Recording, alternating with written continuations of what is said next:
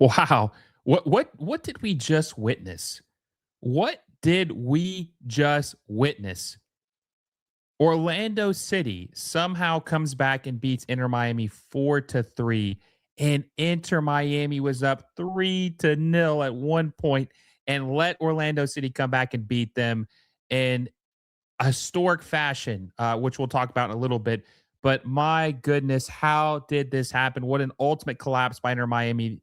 Maybe their worst game of the season. We're going to break it down here. But before we do, just want to say that MLS Moves is presented by FanDuel, our proud sponsor of the show. Please make sure you guys like this video down below. Hit the subscribe button down below if you haven't already. And make sure you hit that little bell notification so you don't miss any of our videos.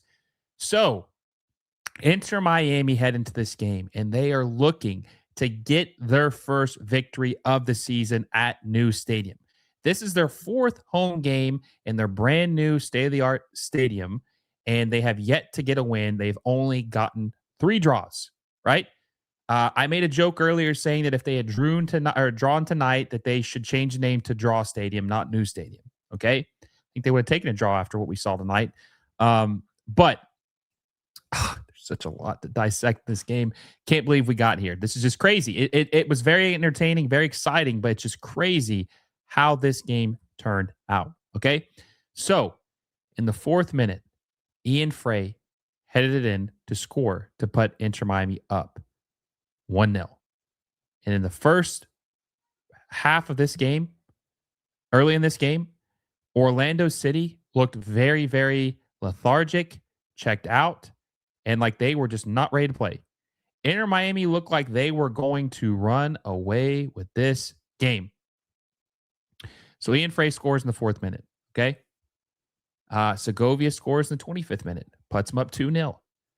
Then there were chances where Inter Miami had 3 or 4 shots that Maxime Crepeau just played Superman for Orlando City and was saving everything thrown his way.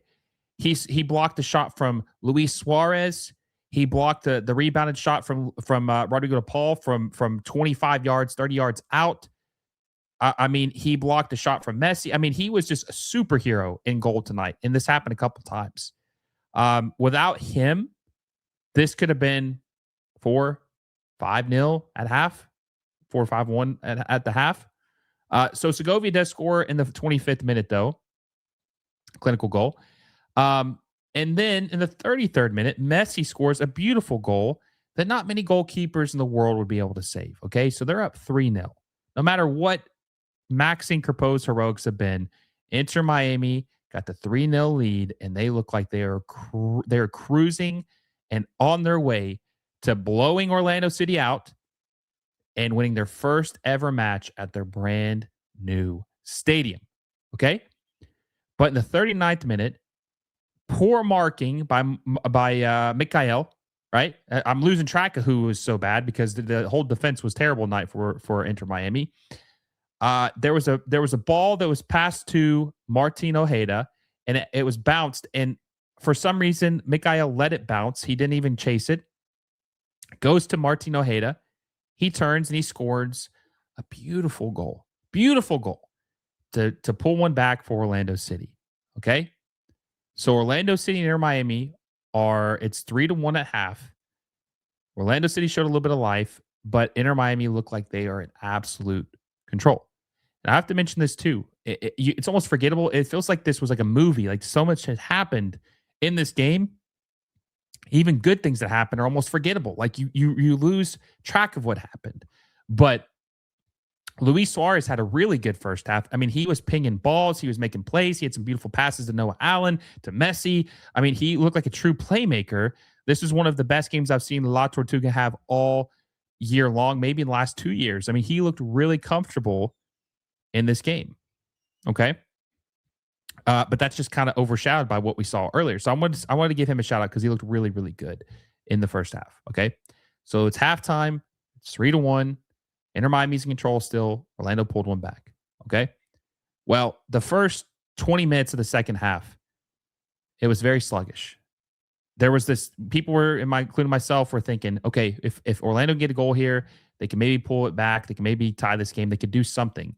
Miami get a goal, it's over with, right? So they're really, trying to position themselves to see who can get the momentum in the second half, but no one really had it for like the first 20 minutes. But then Martin Ojeda scored another goal 68 minutes in. Bad marking all night long by Maxi Falcone and Mikael. Maxi Falcone, oh my God. I mean, talk about a guy who was getting cooked. Talk about a guy who was getting cooked. The move that Martin Ojeda put on him, like you put it on a poster. I don't remember if that's the one he scored because they were so in the second half, it was like drinking through like a fire hose. Like there was just so much happening, like so many opportunities that Martin Ojeda had. You lose track of it, but I'm pretty sure he scored on the goal where he crossed up Maxi Falcone. He tried to slide tackle him and he crossed him up. Pretty sure he scored on that, but that could have been the one where it hit Dane St. Clair in the head and they had to stop play. I lost track of it. Either way, he scores the 68th minute. It's 3-2. It's getting spooky. It's getting scary here. Like we're talking about maybe the C word, a comeback, right? Which at the time, at the halftime, it was like plus 5,500 odds that Inter Miami would lose this game. There was like a 0.4% chance that Orlando City was going to win this game. Okay. So they score. Then Martin Ojeda had another chance where he scored, but it was a great save by Dane St. Clair for the third goal. Okay. Hey, everyone, quick word from our sponsor, FanDuel. If you're into soccer like I am, you already know how exciting La Liga, the Premier League, and MLS matches can get. With FanDuel, you can make it even more fun by placing bets on your favorite teams and matches across all three leagues.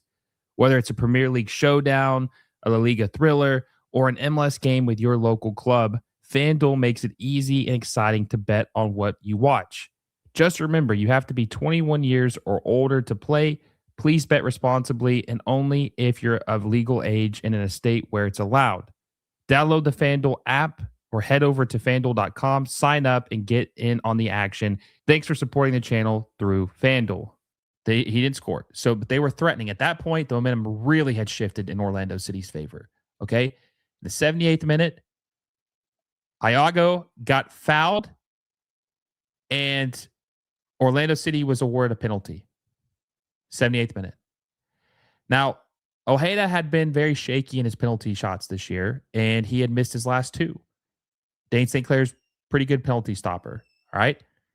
He goes up, he converts it. It's 3-3. At this point, it's really scary for Inter Miami. Very scary, right?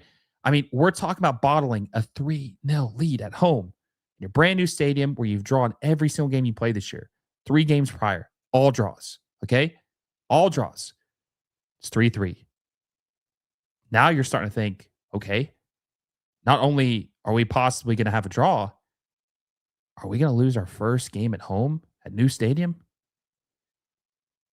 Are we going to lose our first game at New Stadium? And they were threatening like crazy, Orlando City. They had chance after chance. Miami had heavy legs down the final stretch of this game, and you could just see it. They were getting absolutely destroyed with pace. Like Angulo, Ojeda, Duncan McGuire, they were just beating them down with the pace in the second half, beating them down with the pace. Then there was the worst mistake by Falcone. He let a ball go through, and it went to Spicer, and he was one-on-one with Dane St. Clair, and he scored in the added time. The 90th minute, he scored to put Orlando City up 4-3, and the comeback had been completed. The bottling had happened. Like the one of the biggest choke jobs I had ever seen in MLS history had been officially completed. And Orlando City held on to beat Miami 4-3 to hand Miami their first loss at home, their brand new stadium, by their biggest rival. And there's just so much to think about with this too. Like 3-0 victory or 3-0 lead. They're only the second team in MLS history to choke away a 3-0 lead. The other one is, I'm pretty sure, the Galaxy and LAFC. The LAFC was up 3-0, and I think they ended up losing 5-4 or 5-3. Maybe it was 4-3. But I'm pretty sure it was LAFC. It was El Trafico. It was LAFC and LA Galaxy. Zlatan Ibrahimovic days. They were up 3-0, LAFC, and they ended up losing to the LA Galaxy after being up 3-0. Doesn't happen often, folks, to lose a 3-0 victory. And Inter Miami have just so many issues. The back line is horrible. The back line is horrible. The goalkeeping is mediocre. The midfield is lackluster.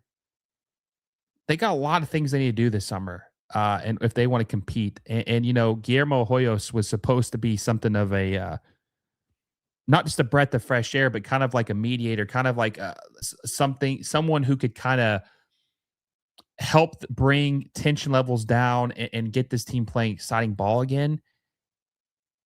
And I think this is the worst loss of the season. This is worse than Orlando. This is worse than LAFC because LAFC was a loss on the first game of the year at LAFC. This was the first loss at your new stadium when you were up 3-0. I think Inter Miami have a lot of issues, guys. And Messi is going to be 39 in June.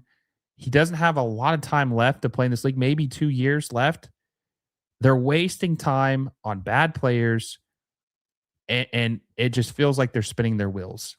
This is an unacceptable, inexcusable type of loss. But Orlando City deserve a lot of credit because they were terrible in the first 30 minutes, and they looked like they were on their way to losing badly. But they kept fighting, and not only did they not get a draw, they got the win. And Martin Ojeda and Maxime Crepeau were the two players of the game. 3 goals for Martin Ojeda to have the hat trick. Maxime Crepeau saving everything coming at him. I think he ended up finishing with, in the entire game, Maxime Crepeau ended up finishing with 7 saves. He really wasn't tested that much in the second half, but he was incredible in the first half. So, listen, let me know what you guys think. How much trouble is Inter Miami in? How screwed are they? Do they need to hire the new coach ASAP? What are they going to do this summer? How concerned are you? Let me know down below.